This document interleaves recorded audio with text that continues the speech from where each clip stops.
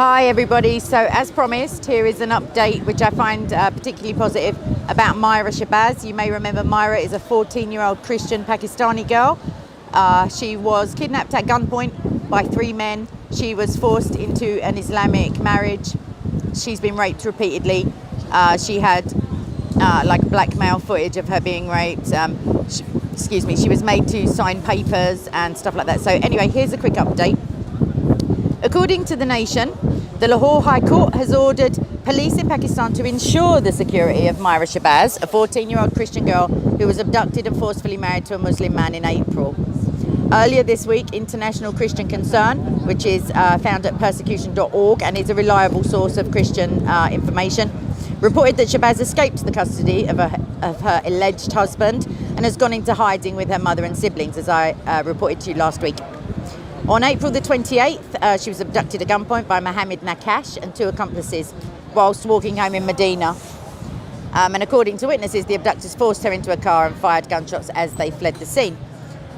Aid to the Church in Need reports that Shahbaz told police she was drugged, raped and forced to sign blank papers that were later used by Nakash's marriage certificates and proof of age. And conversion, actually, a conversion certificate. Shahbaz also claims that Nakash filmed her being raped and has threatened to release the video online if she resists him. So, according to this report, so she's run away from her abductor, where she was ordered back from the courts. If you remember, the first court advised or ordered that she be removed to a place of safety, i.e. a women's shelter, and then a higher court unfortunately deemed that she should be returned to her abductor, and now she has fled. The court again is now asking the police to ensure her safety. So that is an absolute blessing and an answer to prayer for her mother, I'm sure, and for all of you who I hope that you continue to pray for individual and groups, like all Christians in Pakistan, especially the women and girls, please. I don't demote the place of boys and men and their persecution, not at all, but they are far less likely to be abducted in terms of arranged marriages, as is obvious.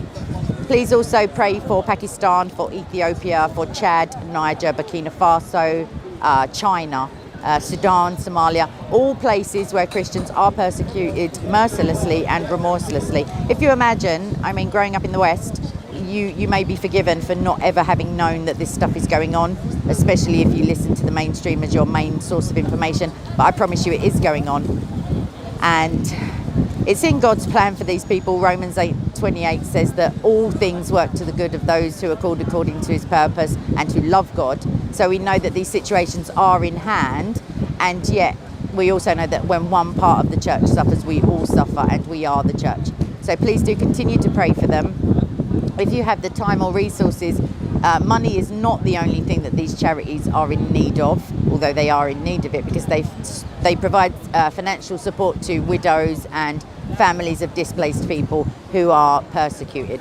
But apart from money, prayer is our most valuable form of bargaining, as it were, and also time, voluntary roles, social media awareness, making videos, stuff like that. So please do look into International Christian Concern. Also, you can become a volunteer to go around and speak in churches or to congregations or to non-Christians, which I find is equally helpful. So anyway, God bless, and I'll see you for another story of Christian persecution, very soon. Bye-bye.